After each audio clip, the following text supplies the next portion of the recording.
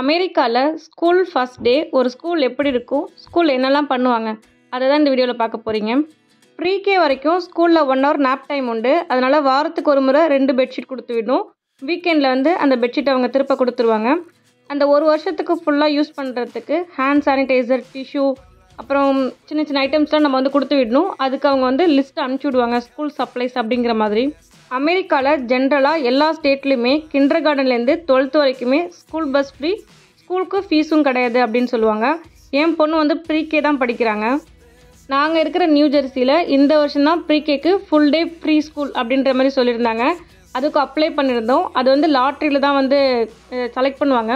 அது எப்படின்னா வந்து 500 சீட்டு தான் இருந்துச்சு. அதில் ஒரு 1500 பேர் அப்ளை பண்ணியிருந்தாங்க. எல்லாரும் நேமையும் வந்து எழுதி வச்சுட்டு அது வந்து நம்ம கையால் தான் அந்த சீட் எடுப்பாங்க. அதில் என் பொண்ணுக்கு வந்து கிடச்சிருச்சு. ரொம்ப ஏர்லி சீட்டாகவே கிடச்சி அவளுக்கு பப்ளிக் ஸ்கூலே கிடச்சிருச்சு. பப்ளிக் ஸ்கூல் இங்கே ரொம்ப நல்லாயிருக்கும். வெல் ட்ரெயின்டு டீச்சர்ஸ் தான் போட்டிருப்பாங்க. ஃபஸ்ட் டே ஸ்கூல் வந்து எல்லாருக்கும் ஹெக்டிக்காக இருந்துச்சு. நம்ம வந்து ஸ்கூல் பஸ் டைமிங்க்கு முன்னாடி எல்லோரும் வந்துட்டாங்க. கரெக்டாக kinder garden bus, middle school bus, high school bus எல்லாமே வந்து போயிடுச்சு. இந்த ப்ரீகேக்கு மட்டும் பஸ்ஸே வரல.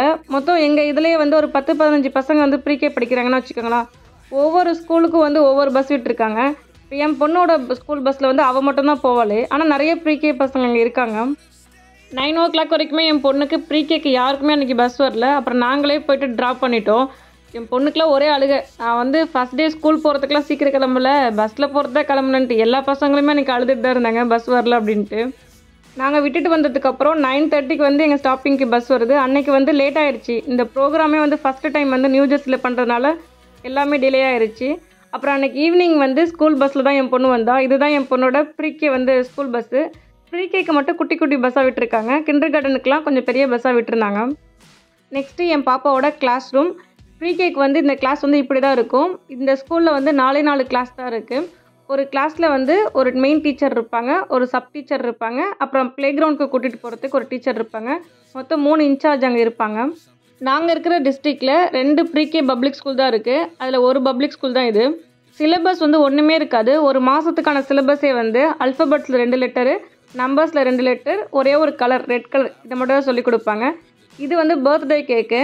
இப்போ இங்கே வந்து ஃபுட்டு வந்து எதுவுமே கொடுத்து விடக்கூடாது. ஃபுட் அலர்ஜி இங்கே நிறைய பேருக்கு இருக்கும். பர்த்டே அப்போ இந்த டம்மி பர்த்டே கேக்கை வச்சு ஃபோட்டோ எடுத்து நமக்கு ஷேர் பண்ணி விடுவாங்க.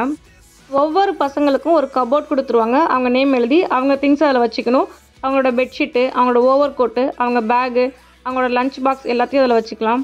கிளாஸ் ஃபுல்லாக டாய்ஸ் தான் இருக்கும். அவங்க பேசிக்காக வந்து க்ளீன் பண்ணுறது, அவங்க வேலையை அவங்க பார்த்துக்கிறது, அது மாதிரி விஷயம் தான் கற்றுக் கொடுப்பாங்களே.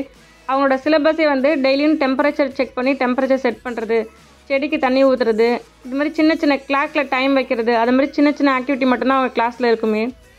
அமெரிக்காவில் இருந்தால் நல்லா படிப்பாங்கன்னு சொல்லியிருப்பாங்க. நம்பிடாதீங்க. நம்ம ஊரில் இந்தியாவில் தான் நல்ல எஜுகேஷனே இருக்குது. இங்கே வந்து ரொம்ப கம்மியான சிலபஸ் தான். ஆனால் பசங்க ரொம்ப சோஷியலிஸ்ட்டாக இருப்பாங்க. இப்போ நம்ம ஊர்லலாம் படிக்கணும்.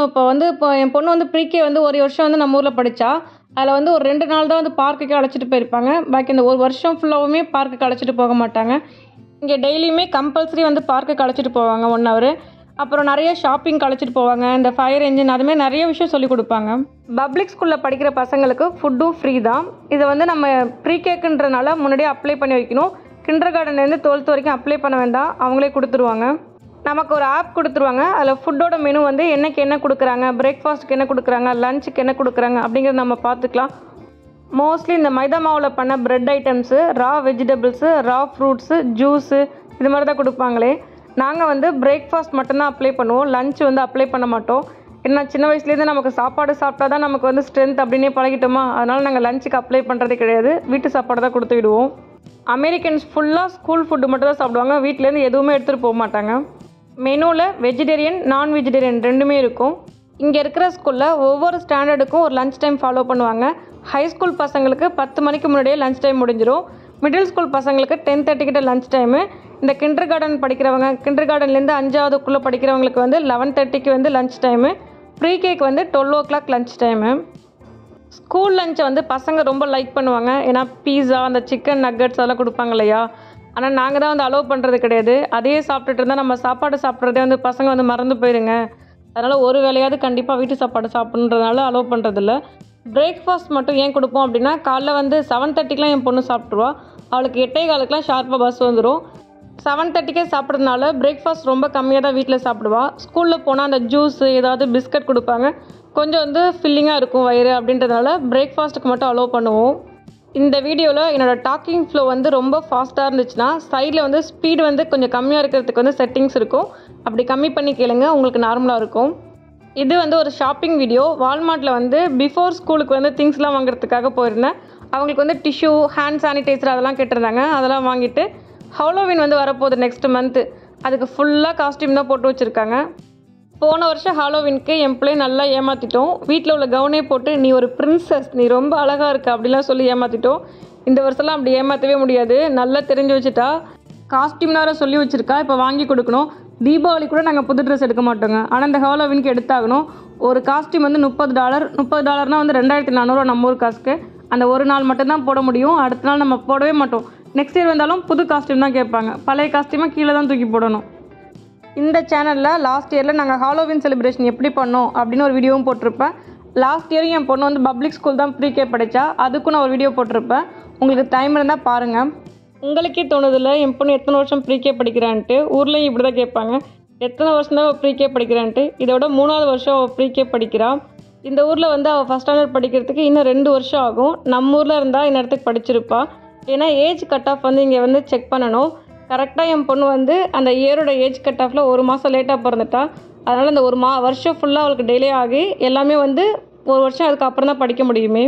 நிஜமாலுமே நான் ரொம்ப வருத்தப்படுவேன். என் பொண்ணு வந்து ரொம்ப நல்லா படிப்பாள். வீட்டில் வந்து புக்கெலாம் வாங்கி வச்சு எல்லாத்தையுமே சால்வ் பண்ணுவாள். இன்னும் ஸ்கூலில் வந்து அவளுக்கு 1லேருந்து 10 உள்ள நம்பர் மட்டும் தான் சொல்லிக் கொடுக்குறாங்க.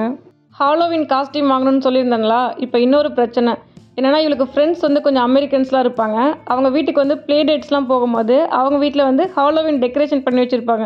இந்தமாரி நிறைய பொம்மையெல்லாம் வாங்கி மாட்டி விட்டுருப்பாங்க. எங்கள் வீட்லேயும் ஹாலோவின் டெக்கரேஷன் பண்ணணுன்ட்டு என் பொண்ணு ஒரே ஆடம். தீபாவளிக்கு மொதல் நாள் தான் ஹாலோவின் இங்கே வருது, ஆனால் தீபாவளியை பற்றி எதுவும் பேசுகிறது கிடையாது. டெய்லியும் இந்த ஹாலோவினுக்கு தான் இப்படி காஸ்டியூம் போடணும், இந்த டெக்கரேஷன் வாங்கி கொடுக்கணும், இதுமாரிலாம் சொல்லிக்கிட்டே இருப்பாங்க. கடைக்கு போனாலே நம்ம என்ன பொருள் வாங்கணுன்றதே மறந்துடுவோம். இந்த புள்ள வேறு டாய் செக்ஷன் விட்டு வெளியில் வரமாட்டா. அவள் கூடயே நின்று அவள் கூடயே சுற்றிக்கிட்டு இருக்கிறதுனால டைம் ஆகிரும். சரி வாங்குற கொஞ்சம் பொருள் மட்டும் வாங்கிட்டு வீட்டுக்கு வந்துடலான்னு வந்துடுவோம். ஹாலோவின் வரத்துக்கு இன்னும் 1.5 மாதம் இருக்குது. வால்மார்ட்டில் நிறைய இடத்துல வந்து இந்த ஹாலோவின் சம்மந்தப்பட்ட திங்ஸே வச்சுருந்தாங்க. நம்ம வளர்ந்ததுக்கு அப்புறம் தான் அந்த சின்ன சின்ன திங்ஸ் மேலே ஆசை வரும்னு சொல்லுவாங்களா, அதுதான் இது.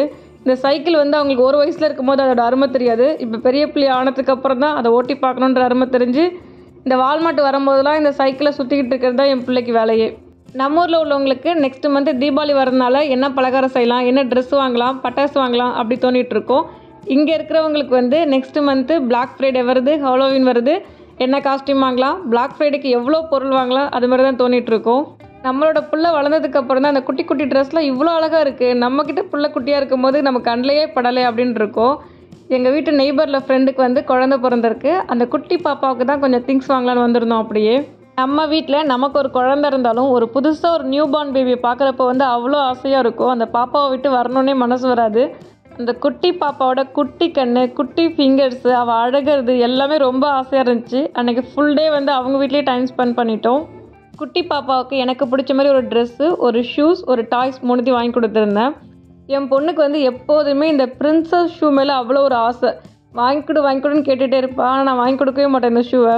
அதுவும் இந்த கேர்ள்ஸுக்கு பிங்க் கலர் பிடிக்கும்னு சொல்லுவாங்கள்ல, அது என் பொண்ணு விஷயத்தில் கரெக்டாக இருக்கும். எந்த பொருள் எடுத்தாலும் பிங்க் கலரை பார்த்துடுச்சுன்னா உடனே எடுத்துரும். அந்த ட்ரெஸ்ஸு பிங்க் கலராக இருக்குது அப்படின்ற ஒரு காரணத்துக்காக போட்ட ட்ரெஸ்ஸே அதிகமாக ஸ்கூலுக்கு போட்டுட்டு போகும். நிறைய ட்ரெஸ் இருந்தாலும் கேட்க மாட்டாள். இல்லை எனக்கு அந்த ட்ரெஸ் தான் வேணும் அப்படின்னு ஒரே அழுகப்படும். நம்ம ஊர் மாதிரி இந்த ஊரில் பை கொடுக்க மாட்டாங்க. நம்ம கிஃப்ட் கவர் வந்து தனியாக காசு கொடுத்தா வாங்கணும். குட்டி பாப்பாவோட கிஃப்ட்டுக்கு கவரும் வாங்கிட்டோம். அவ்வளோதாங்க இந்த வீடியோ. உங்களுக்கு வந்து யூஎஸில் படிக்கிறத பற்றி ஏதாவது ஸ்கூலிங் பற்றி டவுட் இருந்துச்சுன்னா கண்டிப்பாக கமெண்ட் பண்ணுங்கள், நான் ரீப்ளை பண்ணுறேன். இந்த வீடியோக்கு ஒரு லைக் போட்டு விடுங்க. நம்ம சேனலை இது வரைக்குமே சப்ஸ்கிரைப் பண்ணலாம், சப்ஸ்கிரைப் பண்ணி வச்சுக்கோங்க. தேங்க்யூ. தேங்க்ஸ் ஃபார் வாட்சிங்.